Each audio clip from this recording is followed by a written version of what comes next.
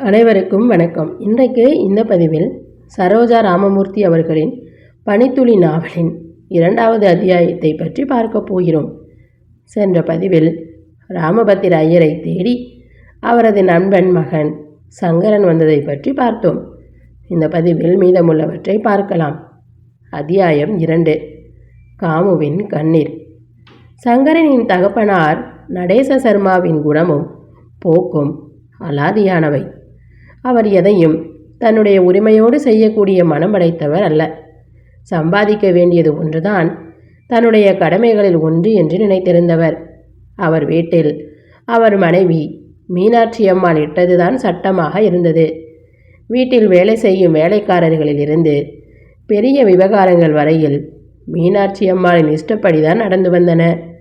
வேலைக்காரர்களுக்கு முன்பணம் கொடுக்க வேண்டுமா, பெண்ணை சீர்வகையராக்களுடன் புகுந்த வீட்டுக்கு அனுப்ப வேண்டுமா, காலேஜுக்கு பிள்ளைக்கு சம்பளம் கட்ட வேண்டுமா, எல்லா விவகாரங்களும் அம்மாளின் இஷ்டப்படிதான் நடக்கும். அன்று சாப்பாட்டுக்கு அப்புறம் கையில் வெற்றிலை தட்டுடன் கூடத்தில் வந்து உட்கார்ந்தாள் மீனாட்சி அம்மாள். பச்சையும் அரக்கும் கலந்து கட்டம் போட்ட ஆரணி பட்டுப்புடவை உடுத்தி 2 மூக்குகளிலும் வைர பேசரிகள் ஜிலுஜிலுவென்று ஜொலிக்க ஒரு பெருமூச்சு விட்டு கொண்டே உட்கார்ந்தாள். அவள் காதில் தொங்கிய வைர கம்மல்கள் நட்சத்திரங்களைப் போல சுடர்விட்டன. கையில் புதைய புதைய கொலுசும் பாம்பாய் வளையல்களும், கழுத்தில் வைரமுகப்பு வைத்த 3 வடம் சங்கிலியும், முகத்தில் அலாதியாக வீசிக்கொண்டிருந்த லக்ஷ்மி கடாட்சமும் அந்த அம்மாளை பார்ப்பவர்களுக்கு பரவசமூட்டின. நெற்றியில் வட்ட வடிவமான குங்குமத்தின் மேல் சிறிதாக விபூதியும் இட்டிருந்தாள். வயசு 50க்கு மேல் இருந்தாலும் தாழை மடலை போன்ற நிறமும் மூக்கும் விழியும். அவளால் தான் நடேச சர்மா அதிர்ஷ்டத்தில் கொழுக்கிறார் என்று சொல்லும்படி இருந்தன. வெற்றிலைக்கு சுண்ணாம்பை தடவிக்கொண்டே ஒரு கொட்டை பாக்கை எடுத்து பாக்கு வெட்டியால் கடக் கடக் என்று வெட்டி துருவலாக செய்து வாயில் போட்டுக்கொண்டாள் மீனாட்சி. பிறகு ஒவ்வொன்றாக வெற்றிலைக்கு சுண்ணாம்பு தடவி வாயில் போட்டு மென்று கொண்டே, என்ன இன்னைக்கு தபாலில் சங்கரிடமிருந்து ஏதாவது கடுதாசி வந்திருக்கா என்று சர்மாவை பார்த்து கேட்டாள் அவள். இதுவரையில் மனைவி வந்து அமர்ந்து வெற்றிலை போடுவதையோ வேறொன்றையோ கவனிக்காமல் பத்திரிகை படித்து கொண்டிருந்தார் சர்மா. மனைவி கேட்டதும் தினசரியை மேஜை மீது வைத்துவிட்டு, நேற்றே கடிதம் வந்தது, உன்னிடம் சொல்ல மறந்துவிட்டேன். ராஜம்பேட்டையில் நான் படித்து கொண்டிருந்த போது என்னுடைய சிநேகிதன் ஒருவனை பற்றி உன்னிடம் அடிக்கடி சொல்லி இருக்கிறேனே, நினைவிருக்கிறதா உனக்கு என்று கேட்டார் சர்மா. எல்லாம் தெரியும், ராமபத்திரனை தானே சொல்கிறீங்க. 1000 தடவை ஸ்ரீ கிருஷ்ணனும் சுதாமாவும் போல் நீங்கள் குருகுலவாசம் செய்ததை சொல்லி இருக்கிறீர்களே, மறந்தா போய்விடுவேன் நான் என்று அவளுக்கே உரித்தான ஒருவித அலட்சியத்துடன் கூறினாள் மீனாட்சி. பணமும் பாக்கியமும் நாமே தேடிக்கொள்பவை அல்ல. சிலர் பிறக்கும்போதே போக பாக்கியங்களை அனுபவிக்கவே பிறக்கிறார்கள். சிலர் அவைகளை அடைய வேண்டும் என்று எவ்வளவு முயற்சி செய்தாலும் கிட்டுவதில்லை. ராமபத்திரன் என்னை விட படிப்பில் மிகவும் எட்டிக்காரன். எனக்கு சந்தேகம் ஏற்படும் போதெல்லாம் அவனிடமிருந்து நான் பாடங்களை கற்று தெரிந்திருக்கிறேன். ஆனால் அவன் இன்றும் மாதம் 40 ரூபாய்க்கு மேல் கண்ணால் பார்க்கவில்லை என்றார் சர்மா. மீனாட்சி அலுப்புடன் தோளில் சாய்ந்து கொண்டாள். பிறகு நிதானமாக, ஆமாம், சங்கரனிடமிருந்து ஏதாவது கடுதாசி வந்திருக்கான்னு கேட்டா நீங்கள் பாட்டுக்கு எதையே சொல்லி கொண்டு போறீங்களே என்றாள். சம்பந்தமில்லாமல் பேசவில்லை மீனு. ராமபத்திரன் ராஜம்பேட்டைக்கு அருகே பொன்மணியில் இருக்கிறானாம். சங்கரன் அவனை போய் பார்த்து நிலங்களை பற்றி விசாரித்ததாகவும், அப்போது ராமபத்திரன் அவனுக்கு ஆசார உபசாரங்கள் செய்து தன்னுடன் வந்து இருக்க வேண்டும் என்று உரிமையுடன் கோபித்து கொண்டதாகவும் எழுதியிருக்கிறான். பணம் காசு குறைவாக இருக்கிறதே ஒழிய தாராள மனசும் கருணையும் நிறைய இருக்கிறது என்று சங்கரன் எழுதியிருக்கிறான். சர்மா நண்பனை பற்றிய பெருமையில் லயித்து மேலும் பேசுவதற்குள் மீனாட்சி சு என்று ஒரு பெருமூச்சு விட்டாள். பிறகு கூடத்தின் மூலையில் வைக்கப்பட்டிருந்த ரத்தின கம்பளத்தை எடுத்து விரித்து கொண்டு படுத்தாள்.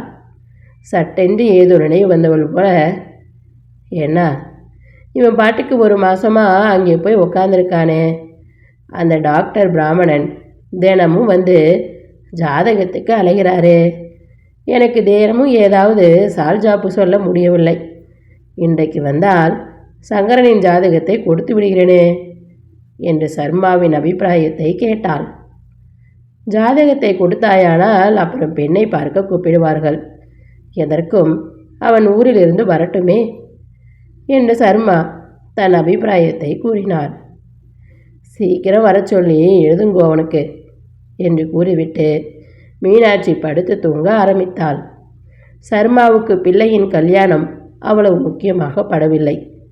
ஏற்கனவே ஒரு பிள்ளை பேருக்கு கல்யாணம் பண்ணி ஒரு குழந்தையையும் மனைவியையும் விட்டுவிட்டு மேல் படிப்புக்காக அமெரிக்கா சென்றவன் அங்கேயே ஒரு ஆங்கில பெண்ணுடன் தங்கிவிட்டான்.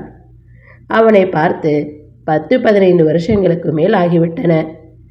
பெண் ஒருத்தி 3 குழந்தைகளுடன் கணவனுடன் வாழ சரிபடாமல் பிறந்த வீட்டில் 6 மாதங்களும் கணவனுடன் 6 மாதங்களும் இருந்து வந்தாள்.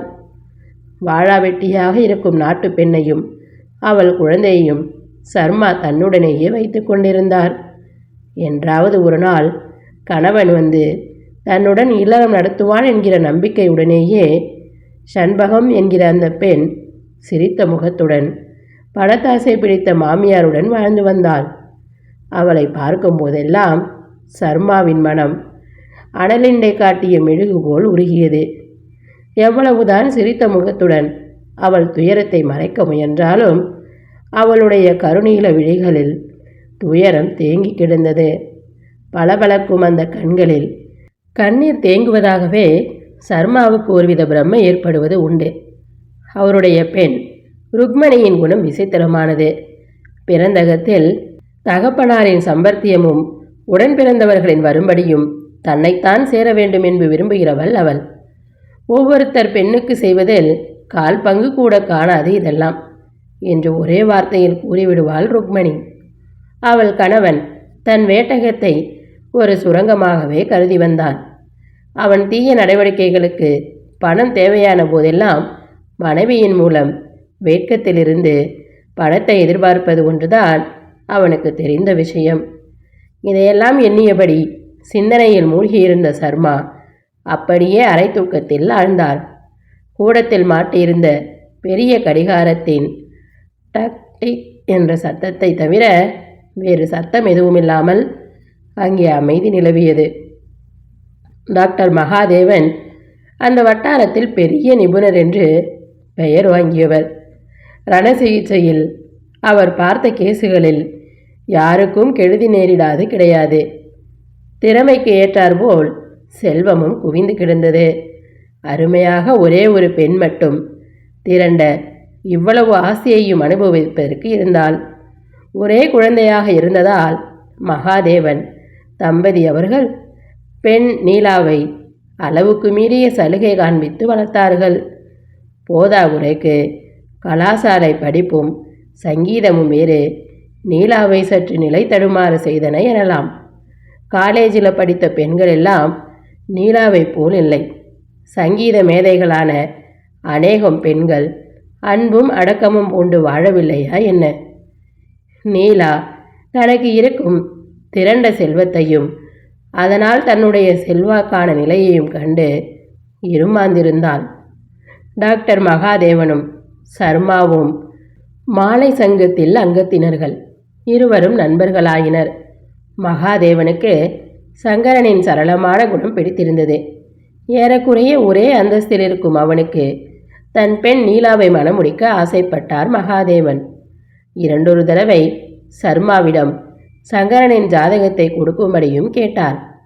தன்னுடைய அந்தஸ்தை விட ஒருபடி மேலாக இருக்கும் மகாதேவனுடன் சம்பந்தம் செய்வதற்கு யோசித்தார் சர்மா. 3 வேளையின் சோஃபாவில் சாய்ந்து நாவல்களை படித்து குவிக்கும் நீலா கர்நாடக பழக்க வழக்கமுள்ள தன் மனைவியிடம் மாட்டுப்பெண்ணாக நடந்து கொண்டு நல்ல பெயர் எடுப்பாளா என்பது அவருக்கு சந்தேகமாக இருந்தது. ஒரு தினம் மகாதேவனுடன் நீலாவை பார்ப்பதற்காக சென்றிருந்தார் சர்மா. ஹாலில் கிடந்த சோஃபா ஒன்றில் அமர்ந்து புஸ்தகம் எதையோ படித்து கொண்டிருந்த நீலா இவர்களை பார்த்ததும் ஒரு சிறு புன்னகையுடன் மறுபடியும் புஸ்தகம் படிப்பதில் ஈடுபட்டாள். சர்மா தன் நண்பருடன் அங்கு இருந்த நாற்காலியில் உட்கார்ந்த பிறகு கூட நீலா அந்த இடத்தை விட்டு எழுந்திருக்கவில்லை. நீலு, அம்மாவிடம் போய் 2 டம்ளர்களில் காப்பி கொண்டு வரச் சொல் என்று தகப்பனார் கூறிய பிறகுதான் ஒருவித அலட்சியத்துடன் அவள் எழுந்து உள்ளே சென்றாள். நீலா அணிந்திருந்த பஞ்சாபி உடையும் இரட்டை பின்னலும் அவள் கொடி போன்ற உடலுக்கு அழகாகத்தான் இருந்தன. இருந்தாலும் தழைய கொசுவம் வைத்து கட்டிக்கொண்டு நெற்றியில் பளிச்சென்று குங்குமம் ஒளிர இழுத்து போர்த்திய தலைப்புடன் கணவனை பிரிந்திருக்கும் கவலையை சிறிதும் முகத்தில் காட்டாமல் பதவிசாக இருக்கும் தன்னுடைய மூத்த நாட்டு பெண் சம்பகத்துடன் நீலாவை ஒப்பிட முடியவில்லை சர்மாவினால்.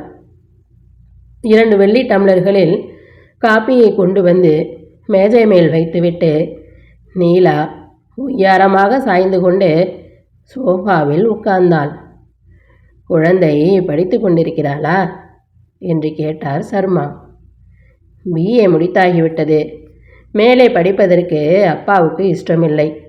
அம்மாவும் குடும்ப வேலைகளில் பழக்கம் ஏற்பட வேண்டும் என்று சொல்லுகிறாள் என்றாள் நீலா. பள்ளிக்கூடங்களில்தான் சமையல் கலையை ஒரு பாடமாக வைத்திருக்கிறார்களே இந்த காலத்தில் என்றார் சர்மா.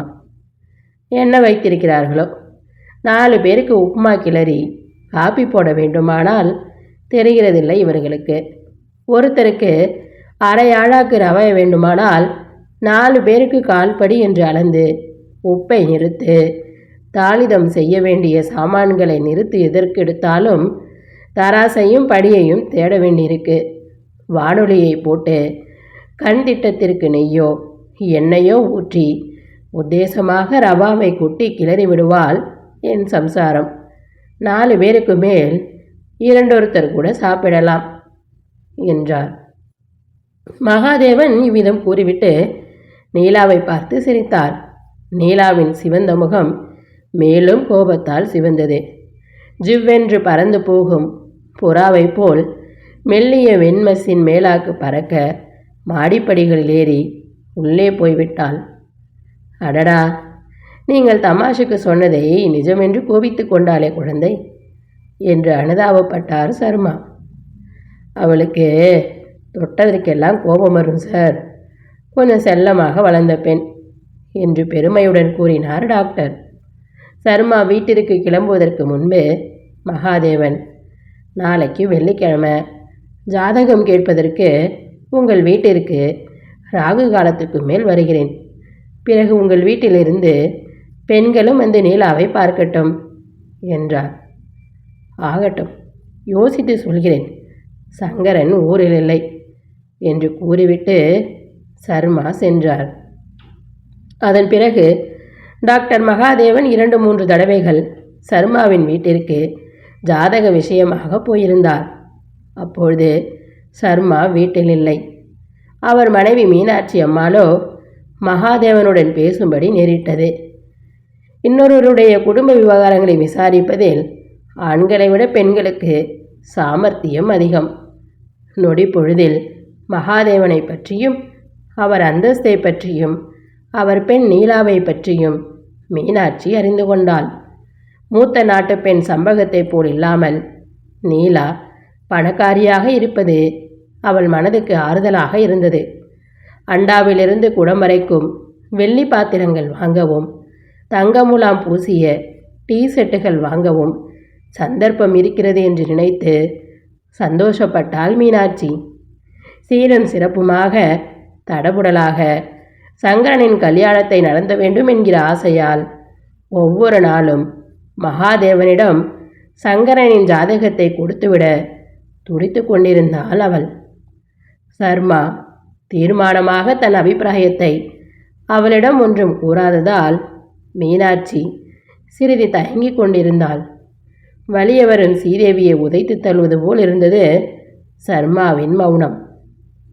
அவர் சம்மதம் தெரிவிக்காவிட்டாலும் அடுத்த முறை மகாதேவன் வரும்போது கட்டாயமாக சங்கரனின் சாதகத்தை கொடுத்து விடுவது என்று தீர்மானித்து கொண்டிருந்தாள் மீனாட்சி. பொன்மணி கிராமத்தில் சங்கரன் காமுவின் வீட்டிற்கு அடிக்கடி வந்து போய் கொண்டிருந்தான். அவன் வரும்போதெல்லாம் ராமபத்திர ஐயர் அவனுக்கு ஆசார உபச்சாரங்கள் செய்தார். பெரிய அந்தஸ்தில் இருக்கும் தன் நண்பனின் பிள்ளை தன் வீட்டை தேடி வந்து இவ்வளவு சரளமாக பழகுவது அவருக்கு ஆனந்தத்தை அளித்தது. நகரவாசத்தில் கிடைக்காத ருசியுள்ள அநேக பதார்த்தங்களை சமைத்து போடும்படி விசாலாட்சியிடம் கூறினார். கொல்லையில் விளைந்த முளைக்கீரையை மோர்கூட்டு செய்யும்படி கூறினார். பிஞ்சு கத்திரிக்காயை எண்ணெய் கறி செய்து போட்டால் விசாலாட்சி. எல்லாவற்றிற்கு மேலாக ராமபத்திர ஐயரின் அன்பு சங்கரனின் மனதை நெகிழச் செய்தது. பட்டினத்தில் தன் வீட்டில் இருக்கும் பெண்களிடம் இல்லாத ஒரு பெருந்தன்மையை காமுவின் குணத்தில் கண்டான். அன்பும் அறிவும் அவள் கண்களில் சுடர்விட்டன. மதனி சண்பகம் சதா துக்கத்தில் மூழ்கியிருப்பவள். என்னதான் அவள் சிரிக்க முயன்றாலும் துயரம் ததும்பும் அவள் பார்வை மனசை காட்டி கொடுத்துவிடும். தமக்கை ருக்மணியின் அகம்பாவமும் யாரையும் மதியாத குணமும் அவனுக்கு அவளிடம் உள்ளூர ஒருவித வெறுப்பை ஏற்படுத்திவிட்டிருந்தன. தாயாருக்கு பணத்தை தவிர வேறு ஒன்றையும் உலகத்தில் முக்கியமாக நினைக்கும் சுபாவம் கிடையாது. தானும் தன் குழந்தைகளும் அமோகமாக வாழ வேண்டும்.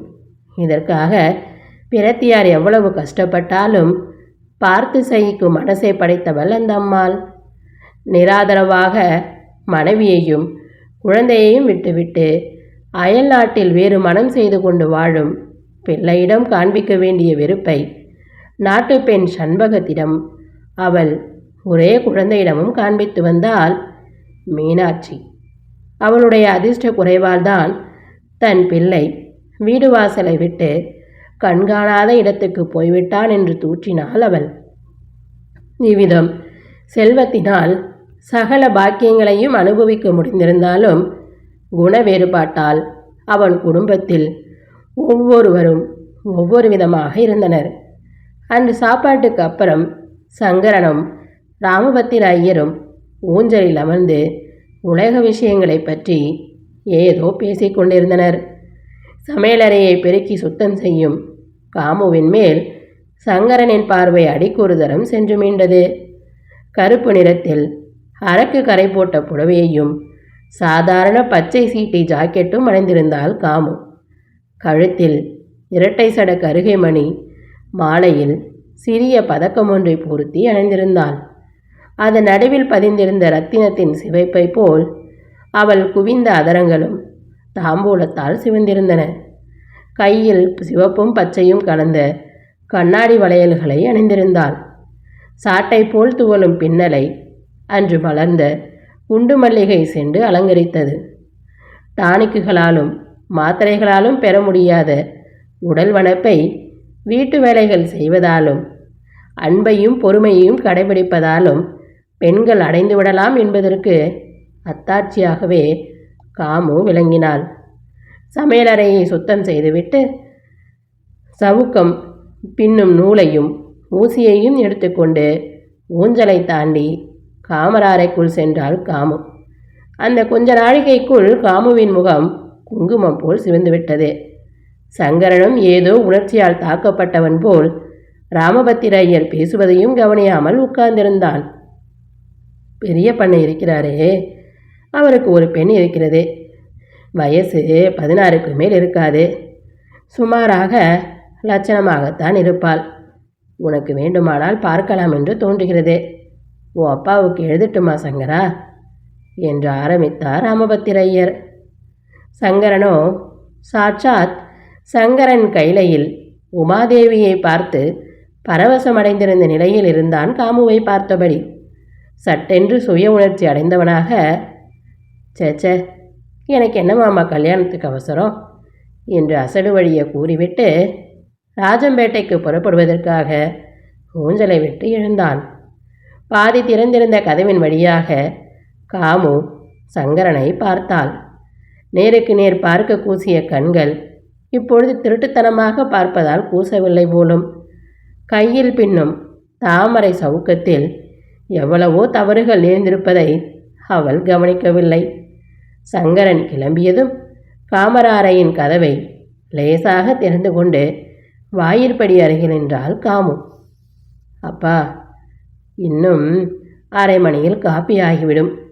அவரை சாப்பிட்டு விட்டு போக சொல்லுங்கள் என்றாள். சாப்பாடே ஒரே அடியாக திணறுகிறது. அதற்குள்ளாகவா காப்பி சாப்பிட முடியும்? நாளைக்கு வருகிறேன் மாமா காப்பி சாப்பிட என்று ராமபத்திர ஐயரை பார்த்து கூறிவிட்டு புறப்பட்டான் சங்கரன். சங்கரனை வழியனுப்ப வாசல் வரையில் போய்விட்டு வந்த ராமபத்திர ஐயர் கையில் ஒரு தபால் கவருடன் ஊஞ்சலில் வந்து உட்கார்ந்தார். கடிதம் விசாலாட்சியின் ஒன்றுவிட்ட தம்பி முத்தையாவிடமிருந்து வந்திருந்தது. 4-5 வருஷங்களாக அவனிடமிருந்து தகவல் ஒன்றும் அதிகமாக தெரியாமல் இருந்தது. திடீரென்று 7-8 மாதங்களுக்கு முன்பு அவன் 2வது மனைவி தவறிப்போன செய்தியை தாங்கிய கடிதம் ஒன்று வந்தது. முதல் மனைவி தவறிய 2 மாதங்களுக்கெல்லாம் 2வது கல்யாணம் பண்ணிக்கொண்டான். முதல் மனைவிக்கு 3 குழந்தைகள் இருந்தார்கள். முத்தையாவுக்கும் வயசு 31க்கு மேல் ஆகாமல் இருந்ததால் அவனுடைய 2வது கல்யாணத்தை பற்றி யாரும் அவ்வளவாக குறை கூறவில்லை. 2வது மனைவியும் 4 குழந்தைகளை விட்டுவிட்டு போய்விட்டாள். ஐயோ பாவம், 7 குழந்தைகளை வைத்துக்கொண்டு அவன் என்ன பண்ணுவான் என்று விசனித்தாள் விசாலாட்சி. என்ன பண்ணுகிறது? யாரையாவது சமையலுக்கு வைத்துக்கொண்டு குழந்தைகள் பெரியவர்கள் ஆகும் வரை காலத்தை கடத்த வேண்டியதான் என்றார் ராமபத்திர ஐயர்.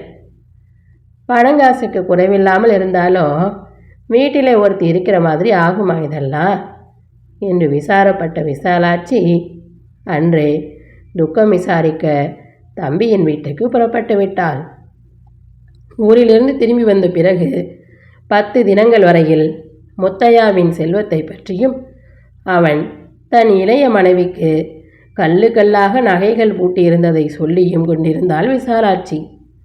1/2 பவுன் மாலையும் தங்க ஒட்டியானமும் கண்ணை பறிக்கிறது.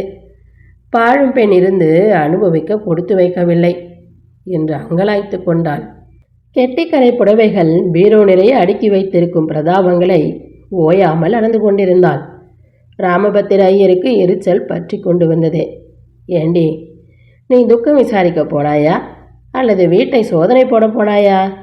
உன்னுடைய உளறல் 10 நாட்களாக என்னால் சகிக்க முடியவில்லையே என்று அவர் அதட்டிய பிறகுதான் விசாலாட்சி ஓய்ந்தாள். 43 வயதானாலும் முத்தையாவுக்கு இன்னொரு விவாகம் செய்து கொள்ள வேண்டும் என்கிற ஆசை ஏற்பட்டது. முதல் தாரத்துக்கு பெண் இருந்தாள். அவளுக்கு கல்யாணம் நடந்தால் அதை விமர்சையாக நடத்துவதற்கு என்னதான் பணம் இருந்தாலும் வீட்டில் உன் பெண் இருக்கிற மாதிரி ஆகாது என்று நினைத்து முதலில் 3ஆம் தாரமாகத்தான் கல்யாணம் பண்ணி கொண்டு பிறகு மகளின் கல்யாணத்தை நடத்த தீர்மானித்தான். பாருவுக்கு கல்யாணமாக வேண்டும். அதற்காகத்தான் இந்த கல்யாணம் பண்ணிக்கொள்ள நினைத்திருக்கிறேன். காமுவை பற்றி எனக்கு தெரியும். பதவிசும் அடக்கமும் பொறுமையே உருவானவள் அவள். இவ்வளவு பெரிய பாரத்தை அவளால் வகிக்க முடியும் என்கிற தீர்மானத்தால் தான் நான் தங்களை துணிவுடன் கேட்கிறேன் என்று அவனிடமிருந்து வந்த கடிதத்தை ராமபத்திர ஐயர் கண்கலங்க வாசித்தார்.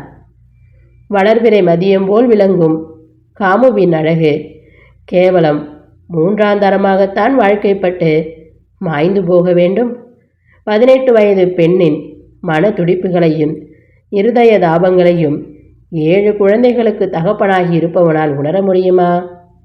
ஏழை என்கிற ஒரே காரணத்தினால் அல்லவா முத்தையா துணிந்து என்னை பெண் கேட்கிறான் என்று பொறுமினார் ராமபத்திர ஐயர். வழக்கம்போல் எங்கோ போய்விட்டு திரும்பிய விசாலாட்சி கணவன் கையில் கடிதம் இருப்பதை பார்த்து ஊஞ்சலுக்கு எதிரில் வந்து உட்கார்ந்து கொண்டு, எங்கேருந்து கடிதம் வந்திருக்கிறது என்று கேட்டாள். உன் தம்பி எழுதியிருக்கிறான் என்று சுருக்கமாகவே கூறி கடிதத்தை அவளிடம் கொடுத்துவிட்டு கொள்ளைப்பக்கம் போனார் ராமபத்திர ஐயர். விசாலாட்சி கடிதத்தை காமுவிடம் கொடுத்து படிக்க சொல்லி கேட்டாள். முத்தையா மாமாவுக்கு கல்யாணம் என்றதும் காமுவுக்கு சிரிப்பு வந்தது. ஆனால் மணப்பெண்ணாக தன்னை கேட்கிறார் என்பதை படித்ததும் அவள் முகம் வாட்டமடைந்தது. கடிதத்தை உறையில் போட்டு கூடத்தில் மாட்டியிருந்த கடிகாரத்தின் பின்னால் சொருகி வைத்துவிட்டு காமு சவுக்கம் பின்ன ஆரம்பித்தாள். விசாலாட்சி சிறிது நேரம் ஒன்றும் பேசாமல் ஊஞ்சலில் உட்கார்ந்திருந்தாள். கடுதாசியை பற்றி அப்பா ஏதாவது சொன்னாரா என்று பெண்ணை பார்த்து கேட்டாள் அவள். கடிதம் வந்தது, படித்து கொண்டிருந்தார். அதற்குள் நீங்கள் வந்து விட்டீர்கள் என்றாள் காமு. நான் என்ன புரட்டப் போகிறேன்? என் வார்த்தை என்றால்தான் உன் அப்பாவுக்கு ரொம்பவும் அலட்சியமாச்சே என்று சலித்து கொண்டாள் விசாலாட்சி. கொல்லையில் கிணற்றங்கரையில் வாழை மரங்களுக்கு இடையில் போடப்பட்டிருந்த கல்லில் உட்கார்ந்து என்னவோ யோசித்து கொண்டிருந்தார் ராமபத்திர ஐயர்.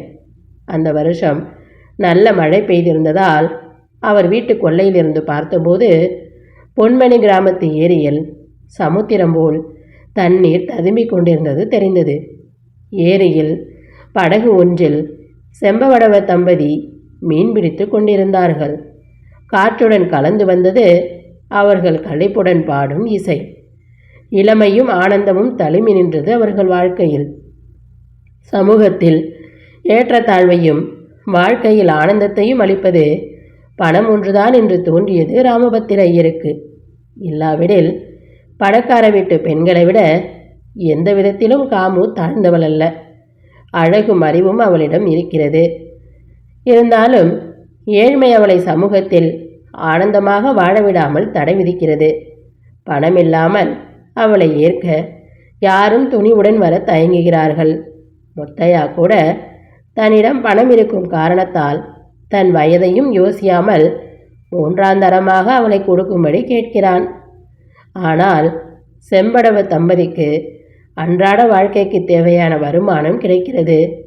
அதோடு அவர்கள் திருப்தி அடைகிறார்கள், களிப்புடன் வாழ்கிறார்கள். ராமபத்திர ஐயர் பெருமூச்சுடன் உட்கார்ந்திருந்த கல்லை விட்டு எழுந்தார். மத்தியான வெயில் சுரீரென்று அவர் வழுக்கை மண்டையை சுட்டது. நெஞ்சிலே சுட்ட முத்தையாவின் கடிதம் போல் அது அவ்வளவு தீட்சணியமாக இல்லை அவருக்கு. இங்கே என்ன வேலை பாழாய் போகிறது என்று சற்று உரக்க கூறியவாறு விசாலாட்சி கொல்லை வாசலில் வந்து நின்றாள். ராமபத்திர ஐயர் திடுக்கிட்டு திரும்பிய போது அவள், சங்கராந்தி போய் காரடை நோன்பு வரப்போகிறது. பார்த்து கொண்டே இருந்தால் ஆடி பிறந்து மறுபடியும் தை பிறக்க காத்து கொண்டிருக்க வேண்டியதுதான். கன்னியாகுமாரி மாதிரி வளர்ந்து நிற்கிறது பெண், வெளியில் தலை காட்ட முடியலை என்றாள் படபடப்போடு. விசாலாட்சி கோபத்துடன் பேசுவதன் காரணத்தை அவர் ஒருவாறு யூகித்து கொண்டவராக, இப்போ என்னை என்ன செய்ய சொல்கிற என்று கேட்டார். முத்தையாவின் கடுதாசிக்கு என்ன பதில் எழுதப் போகிறீர்கள் என்று பளிச்சென்று கேட்டாள் விசாலாட்சி. அவனுக்கு வயசாகிறதை ஒழிய புத்தி இல்லையே. 40 வயதுக்கு மேலே கல்யாணம் என்ன வேண்டியிருக்கிறது? பெண்ணுக்கு கல்யாணம் பண்ண வேண்டுமானால் இவன் கல்யாணம் பண்ணி கொள்ள வேண்டுமா என்ன? 4 காசை விட்டறிந்தா நான் நீ யாராவது செய்துவிட்டு போகிறார்கள். பெண்ணுக்கு கல்யாணம் நிச்சயமானதும் தெரிவித்தால் நீதான் போய் எல்லாவற்றையும் கவனித்து விட்டுவாயேன் என்றார் ராமபத்திர ஐயர். உங்களிடம் அவன் என்ன யோசனையாக கேட்டிருக்கிறார் என்றாள் விசாலாட்சி கொஞ்சம் பரிகாசமாக. வயசாகியும் புத்தி இல்லையேன்னு தான் சொல்கிறேன். சங்கரன் இருக்கிறானே, என்ன அறிவுடன் பேசுகிறான் என்றார் ராமபத்திர ஐயர். என் தம்பி ஒன்றும் அறிவு கெட்டு போகவில்லை. சங்கரன் என்னவோ பிரமாதமாக சாதிக்கப் போகிறான் நினைத்து கொண்டிருங்கள். பணத்தோடு தான் சேரும். 4000 சம்பாதிக்கிறவன் பிள்ளை 40 ரூபாய் சம்பாதிக்கிறவர் பெண்ணை கல்யாணம் பண்ணி கொள்ளத்தான் வந்திருக்கிறான், பொன்மணியை தேடிக்கொண்டு என்று விசாலாட்சி விடுவிடுவென்று எழுந்து உள்ளே போனான். இதுவரையில் சமையலறை ஜன்னல் வழியாக பெற்றோரின் சம்பாஷணையை கேட்டுக்கொண்டிருந்த காமுவின் கண்களில் இருந்து முத்து போல் 2 துளிகள் நீர் கன்னத்தில் வழிந்தது. இத்துடன் இந்த பகுதி நிறைவடைந்தது. அடுத்து வரும் பதிவில் 3வது அத்தியாயத்தை பார்க்கலாம். நன்றி, வணக்கம்.